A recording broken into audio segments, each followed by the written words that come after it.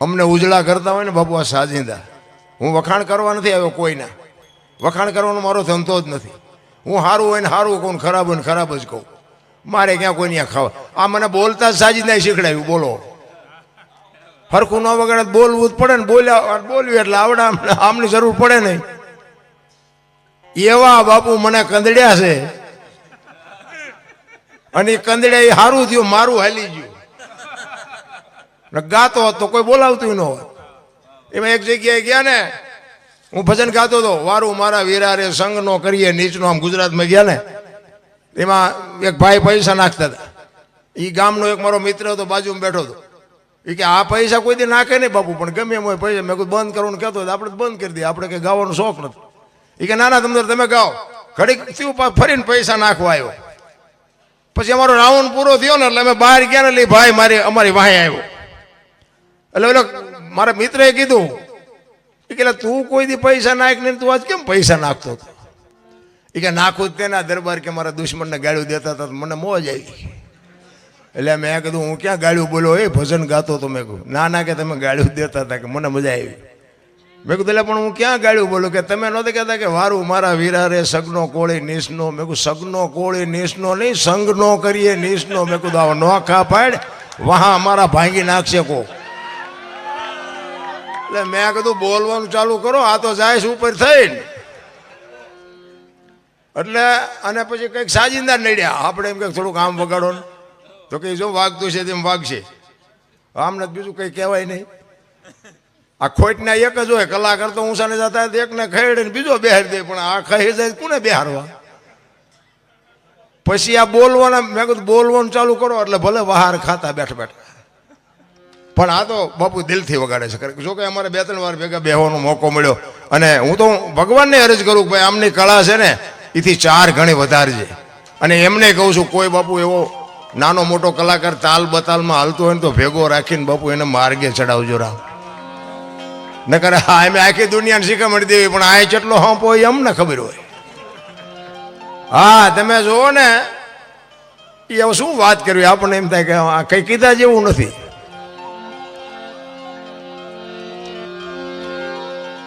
રામદેવજી બાપાની એક મારે વાણી કરવી છે. મને એક ફરમાઈશમાં એક રામદેવજી બાપાનું કીધું હતું. રામદેવજી બાપા છે ને બાપુ નિજીયા ધર્મની બાપુ તમને કથામાં બાપુ જો કે વાત કરશે, કાંક કરીએ છે ને કાંક કરશે.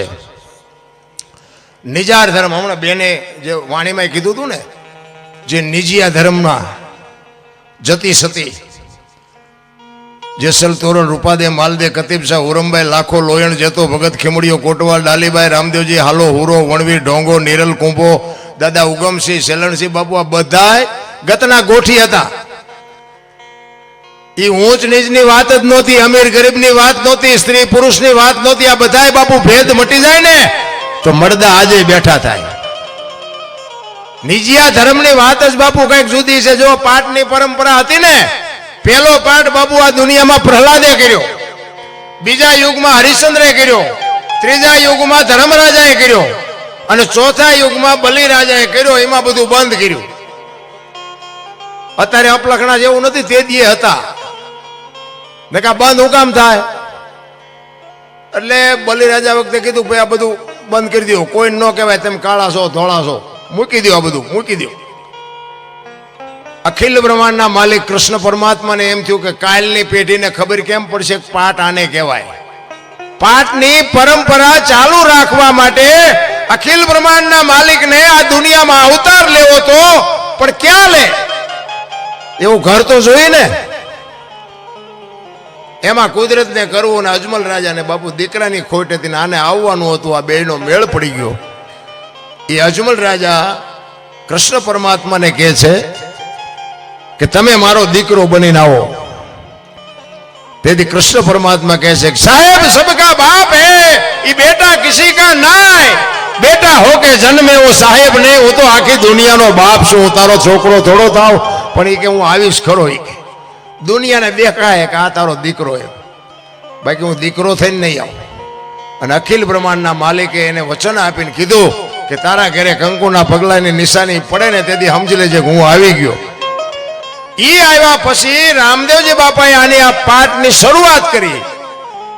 એટલા માટે રામદેવજી બાપા એમ કે છે કે ચોખા ઘીની જોત, ગુગળનો ધૂપ અને ધોળી ધજા કહે છે હો, પછી ચડાવે છે બધા લીલી ગમે એમ ચડાવતો. મેં સંતો પાસે સાંભળેલી વાત છે આ.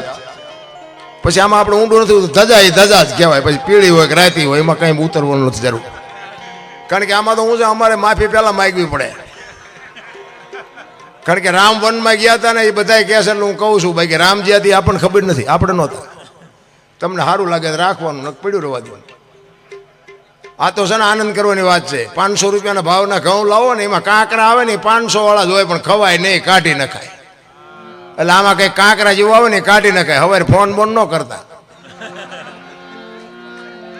અને હું જો કોઈને કહેતો નથી, આ તો બધા વિડીયા મને અહીંયા સુધી લાંબો કર્યો ને કે આનો મને કોઈ શોખ જ નથી. મેં કોઈ દી મારા વિડીયા તમે જોજો, એમાં હું કોઈ દી બોલ્યો નહીં હોય લાઈક કરો ને કોમેન્ટ કરો ને પૂછડું કરો ને ઢોકળું કરો. ના, એ મને શોખ જ નથી. મારું માથું ઓળેલું હોય તો હોય, મને ખબર નથી. 2 દિવસ દંતીઓ નથી ફેર્યો. મારે કાંઈ દેખાડવું જ નથી. આ જે કંઈ હું કંઈ કરું છું ને ઓલાને સંભળાવું છું ને લાયક તો એ કરે તેથી ભૂખ ભાંગે. 2 હાથવાળા શું મને દેવાના હતા? હું તો આ જે અંતરથી બાપુ મને જે કાલાવાલા આવડે ને એ તમને કંઈ સારું લગાડવા નથી કરતો.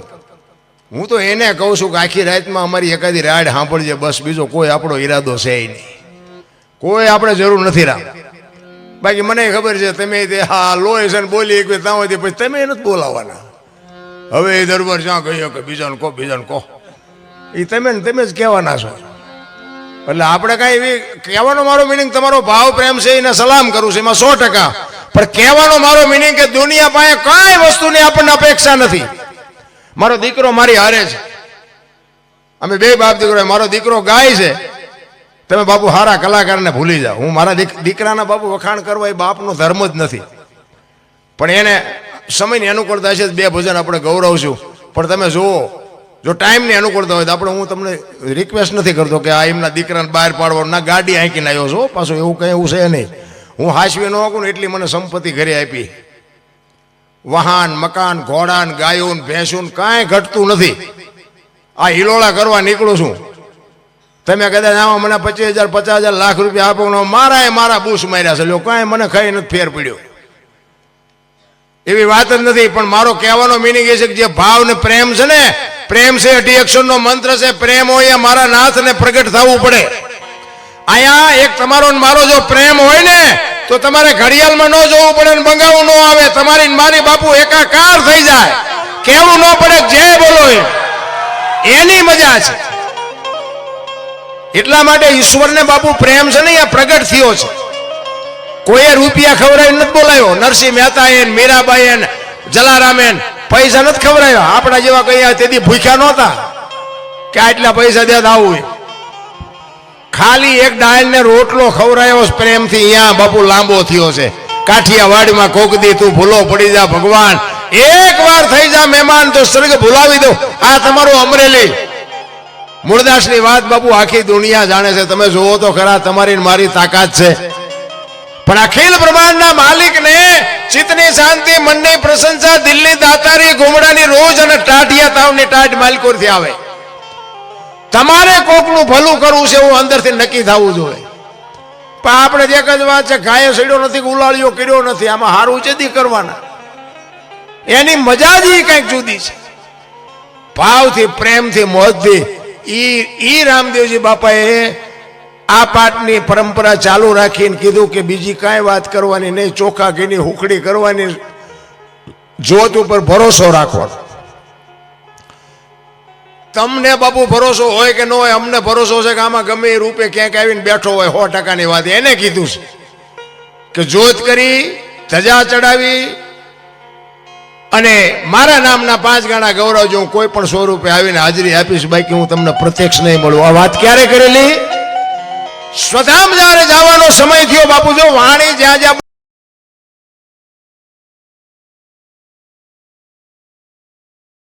બની છે ને, જ્યાં જ્યાં ભજન બન્યા છે ને અહીંયા વાતું પડી છે. એમ નામ ભજન બને નહીં. અને જો એમ ભજન બનતા હોય ને તો તમે બધા બુદ્ધિશાળી છો. એકાદું ભજન બનાવીને બજારમાં મૂકો, જો હાલે નો હાલે. ઓલી જાગરે માલણ જાગ જીનપા કાન કરો એને સંભળાતું હતું ને, સંભળાય અત્યારે છે આપણું બનાવેલું. આ હજારો વર્ષથી હાલ્યું આવશે, અભાવ આવે છે? આ બાપુ પોતે સંતોએ અનુભવ કરીને ક્યાં શું પીડ્યું છે એનું પરફેક્ટ કરીને તમને ને મને આપ્યું છે. પણ અત્યારે ખોટું હાલે છે, સાચું નથી હાલતું. લ્યો તમે જુઓ ને, ચોખ્ખું ઘી લઈને આમ બજારમાં રાયડું પાડજો, ચોખ્ખું ઘી છે, ચોખ્ખું ઘી ખપે જ મને કહેજો. દારૂ બાવળિયામાં પીપળે પીપળા ખૂટી રહેશે. દારૂ તો બાવળિયામાં જ વેચાય ને, એની કઈ જાહેરાત કરાય તો એ પીપળા પીપળા ખૂટી રહેશે. 2 કિલો ઘી નથી ખપતું. એટલે આપણે ખોટું કરવું એવી મારી વાત નથી. કહેવાનો મારો મિનિંગ શું છે કે ખોટાનો સમય છે. બાકી કિંમત તો જે ઓલાની હોય ને એ જ હોય, એ ઓલા કિંમતમાં એ ન મળે. એટલે રામદેવજી બાપાને સ્વધામ જવાનું થયું ત્યારે એમના કુટુંબ પરિવારને ભેગું કર્યું. શું કામ? હરભુજીને એમને વચન આપેલું કે હું તને મળ્યા સિવાયનો જઈશ નહીં. સમય સંજોગ અનુસાર બાપુ સમય આવી ગયો અને બેયને મળાણું નહીં. માસીના દીકરા ભાઈ થાય હરભુજી, મળાણું નહીં. અને આયા રામદેવજી બાપાને એમ થયું કે મારે એને મળવું પડશે. અને આવડા અમને જો ખબર પડશે ને કે આ એમને મળવા હાટું સમાધિમાંથી બહાર નીકળ્યા તો આવડા ખોદવાના. એટલે કુટુંબ પરિવારને બાપુ ભેગું કરીને એમને મારે મળવા જવાનું છે એમ ખુલાસો ન કર્યો, પણ એમને કીધું કે મારી સમાધિ લેવાઈ ગયા પછી બ્રહ્મા વિષ્ણુ ને મહેશ આવે ને તો એ મારી સમાધિને ખોલવાની વાત ન કરતા. અને આ ત્રીજી પેઢીએ પીર પાકશે. તમે મારી વાત ઉપર ભરોસો રાખજો, મારા વચન ઉપર વિશ્વાસ રાખજો. અને બધા સહમત થયા કે કાંઈ વાંધો નહીં. સમય પ્રમાણે રામદેવજી બાપાની સમાધિ દેવાઈ ગઈ. અને આ વાત ઉડતી ઉડતી હરભુજીના કાને પડી. હરભુજીને કોકે કીધું કે રામદેવજી બાપા સોધામ વયા ગયા. એ કે ના, એ વાત બને જ નહીં. કોઈ દી મને વચન આપ્યું છે, વચનનો પાકો માણસ, એ મને મળ્યા સિવાયનો જાય જ નહીં. એ કે પણ હું ન્યા જ હતો. એ કે વાત બધી બરોબર, પણ હું અહીંયા જાઉં અને પાકું કરું ને મને નક્કી થાય પછીની વાત. અને ત્યાંથી બાપુ ઘોડો લઈને નીકળ્યા હો હરભુજી. અને બગાડતા હાટ કરતો બાપુ રણુજાના સીમાડે આવ્યો ને. એ રણુજાના સીમાડે રામદેવજી બાપા બેઠા છે ને એના ઘોડા ચરે છે. હરભુજી આમ જોયું તેને એમ થયું ઓહો, દુનિયા કેવી વાતો કરે છે. રામદેવજી બાપા તો હાર્યા. અહીંયા આવી અને રામદેવજી બાપા પાસે જઈ અને બે ભાઈબંધ પહાડ ભેટે ને એમ ભેટ્યા હો. અને રામદેવજી બાપાને હરભુજી કહે છે કે મેં તો આવી વાત સાંભળી હતી. એ કે ભાઈ જગત છે ગમે બોલે, બે આપણે ઘણા ટાઈમથી કહુંબો નથી પીધો, કહુંબો બનાય, કહુંબો બનાય. એ વખતે બાપુ હરભુજી આ વાણી ગાયેલી કઈ, હું તમને વાણી સંભળાવું.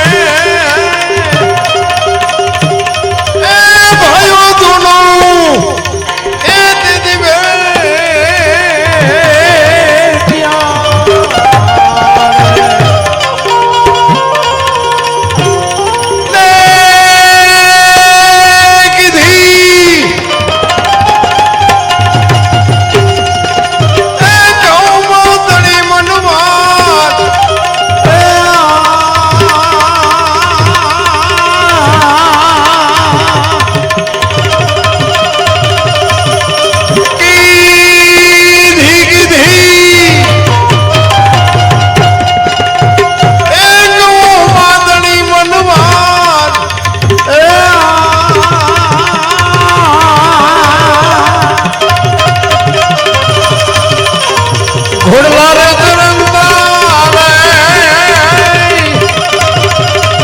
આદિ જા એ રામા